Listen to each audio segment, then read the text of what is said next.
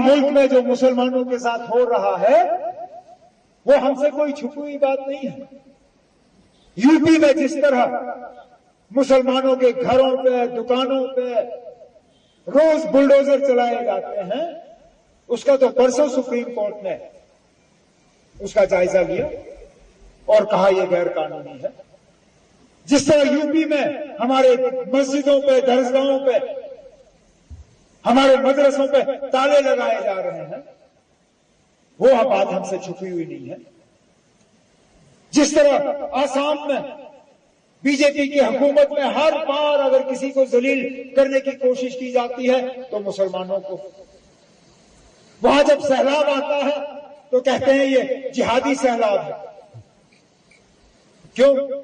क्योंकि मुसलमानों को जलील करना है। कर्नाटक में जब बीजेपी की हुकूमत होती है तो हमारी माओं को, बहनों को कहा जाता है कि निकाब, हिजाब उतारो, फिर जाओ कॉलेज और यूनिवर्सिटी और स्कूल के अंदर।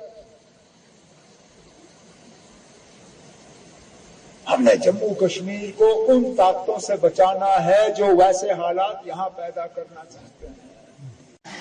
इन लोगों ने उसको घटा घटा के उसको रद्द किया। अब हमने अपना मंशूर लोगों के सामने पेश किया। मैं सिर्फ इस बात पे नहीं जाता हूं कि हमने क्या किया है इसलिए हमें वोट दो। हम ये कह के वोट मांगते हैं कि हमारे इरादे क्या है, हमारे वादे क्या है, हमारा मंशूर क्या है, हम क्या हासिल करना चाहते हैं आपके लिए, जिससे कि ये तबाही और बर्बादी जो है इससे हम ऊपर उठें।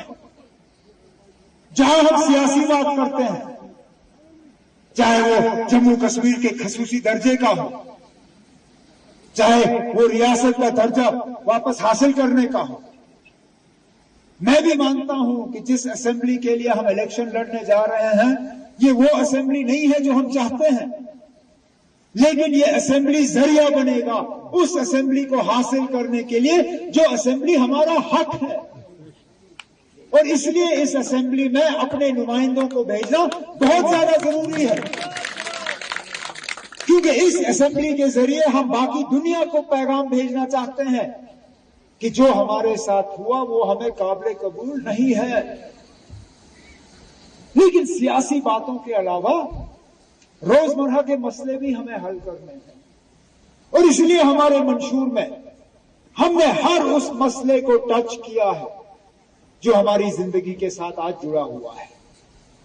बेरोजगार नौजवानों के रोजगार के लिए, उनके वजीफे के लिए हमने अपने मंशूर में जिक्र किया है।